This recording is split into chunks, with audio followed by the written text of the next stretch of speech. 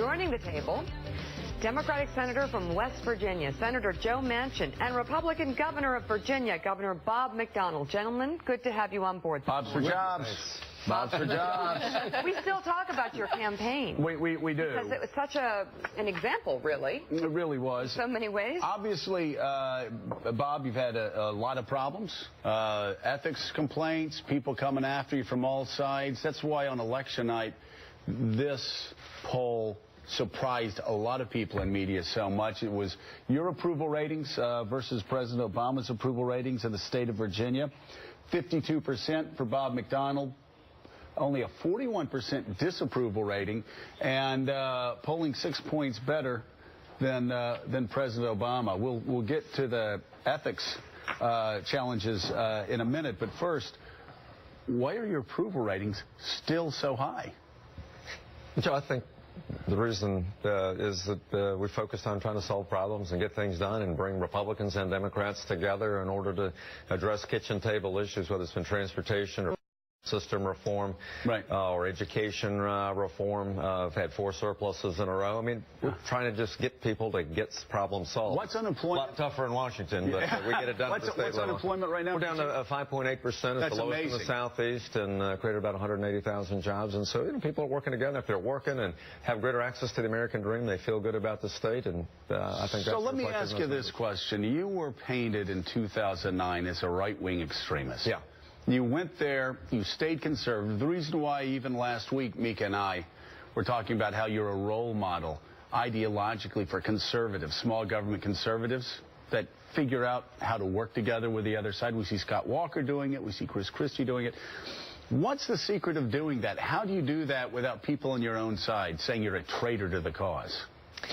Well, you wrote about this in your book, and you said it's principled conservatism along with clear-eyed pragmatism. I think that's right. I mean, politics is the art of the possible. Fight hard for your principles. I'm a fiscal and a social conservative.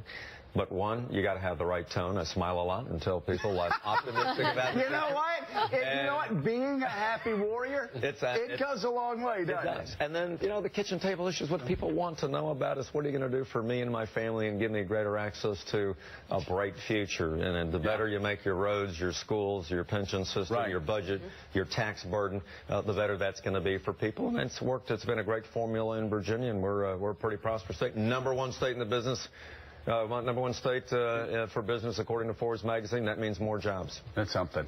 Okay, so let's go with the ethics challenges that you've been facing. Obviously, the latest is the CEOs of this firm that you were working with. And I guess the bottom line is it looked like quid pro quo, a lot of other things, expenses run up. What do you regret? What would you like to say? Well, listen, I said that I would do some things, a little bit differently now, having the benefit of hindsight. I've worked hard, tirelessly for 37 years to serve the people of America and Virginia.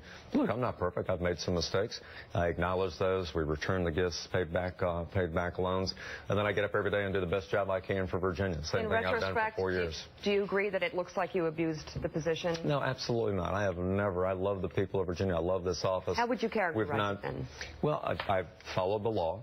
I've accepted gifts. A lot of other governors have done the same thing. But in retrospect, I understand that it undermined the trust of the people in me, and that's why I made the changes that I did, and why I apologize, and why we'll recommend some ethics reform changes in the law this coming year. That would certainly clarify it. If you follow what the law of Virginia has been in the past, and yet you still have all of these ethics charges filed against you, and now you have the feds talking about wanting to come in. You do need to clarify. I mean, those ethics laws need to be clarified, don't they? I think they do, Joe. I mean, we have some of the more lax laws in the country. We have pretty open finance laws as well, where we don't have any limits on either gifts or on financial contributions. We just have full disclosure. We're a sunshine state. And for the most part, that's worked pretty well. But just looking back to my own situation, and some of the things that have been written have been either inaccurate or unfair or one-sided. and there'll be a time for me to comment on that. But I don't want anybody else to go through this, and so we're going to have a series of reforms that I think that we can recommend. But what I'm doing right now, just bright lines, brighter lines. Yeah, that would help. I want to talk about Terry McAuliffe, governor of Virginia. That horrifies a lot of Republicans. James Madison, Thomas Jefferson, Terry McAuliffe. Are you kidding? Another Irish Catholic man with 5 kids. We're on a roll here. Love Terry. Okay, maybe that explains it. Joe Manchin, just sitting here listening to Bob McDonnell talking about a state that he took over, driven unemployment down, and the most prosperous state is for business, certainly the Southeast. Doesn't that make you miss being governor? No, I'm dead serious, because you're in a place right now where you're not rewarded for action. So Bob McDonnell, this is a thing that fascinates Republican and Democratic governors. You know, we asked Chris Christie early on, why the success? He goes, it's very simple, because even when I was at war with the public unions, even when I was at war with Democratic interest groups, I made sure that I met with the Democratic leadership once a week, would have breakfast, would sit and talk for a couple of hours, and we became really good friends, and we worked through these tough issues.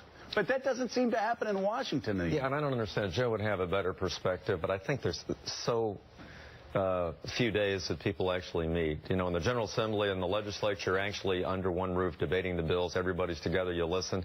There, you're rarely together under the same roof. I think the relationships that like a Tip O'Neill and Ronald Reagan had, or Newt Gingrich and Bill Clinton, I mean, those kind of relationships and partnerships are gone. I think it's going to take statesmen like a Joe Manchin to rise up and say, we got to do some things for the common good that are great for our country. And Joe's absolutely right. I think what's going to save America are 2 things. One, restoration of Mason's 10th Amendment, to realize that the power should reside in the states, not in Washington. And secondly, is a balanced budget amendment. Until money is managed in Washington like it's managed in people's homes, we're not going to get our fiscal house in order. And in most of the states. I mean, most states. So we all have 49 out of 50 balanced budget, we get it done. Forbes.com named Virginia the best state for business in 2013. Thank you for bringing that up again. Yeah. Well, and there were a couple of reasons why. What do you think the success, economic success of your state, what do you think you accomplished that you're most proud of? Well, I think managing through a very tough fiscal time and the uncertainty in Washington, we've had 4 surpluses in a row totaling $2 billion. On a bipartisan basis, we've got transportation accomplished, a bill, first time in 27 years, fixed that. Northern Virginia, the worst traffic in the country. 44 Republicans, 43 Democrats. And there were some things that were a little controversial for everybody. But I think the lasting thing I'm most pleased about is major education reform, with 100,000 new degrees for our kids, tuitions only up 4% this year as opposed to 10%, and major K-12 reforms that really shake it up with more accountability and more options for young people, more school choice.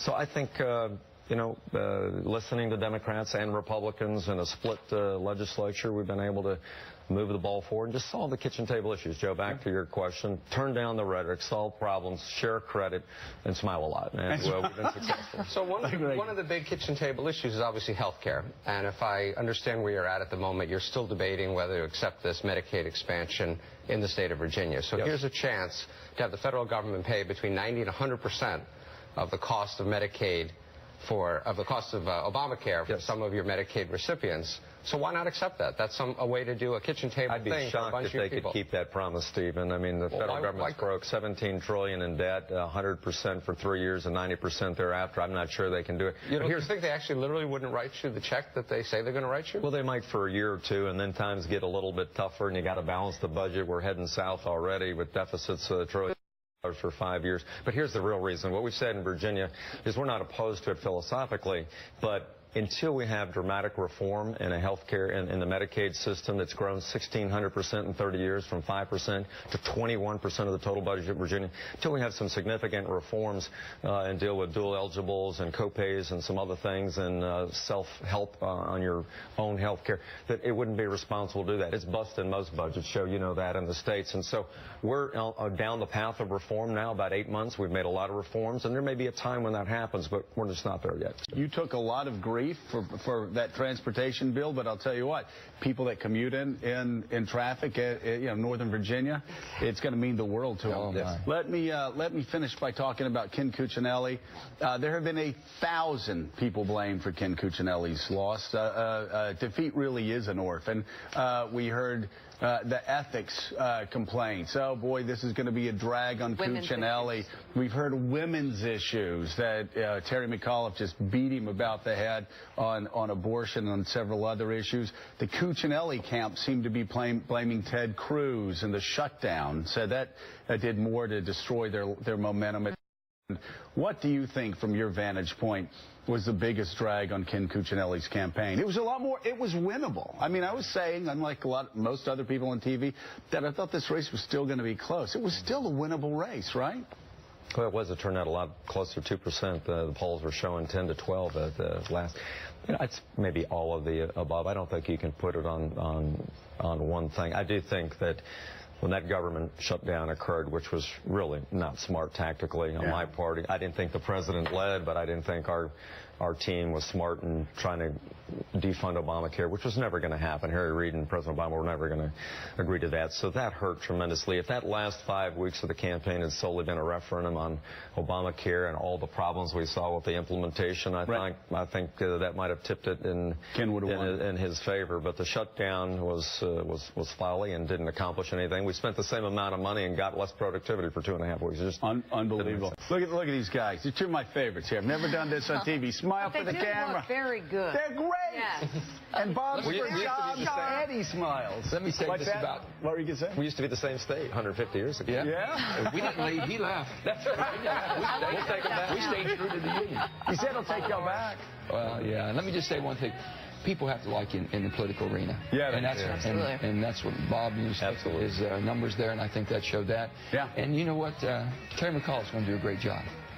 We'll see. Going to do a great job. We love Terry. We'll see. Hey, Nick Saban, your buddy. My buddy. Your brother. My brother. You tell him to stay in Tuscaloosa until I tell him he can leave. You got me? I will. Senator Joe Manchin. Taxes, come on. Taxes. He don't want Governor Bob taxes. McDonnell. All that money and all that. Come on. Always good to see you both. Good to see you guys. Thank you.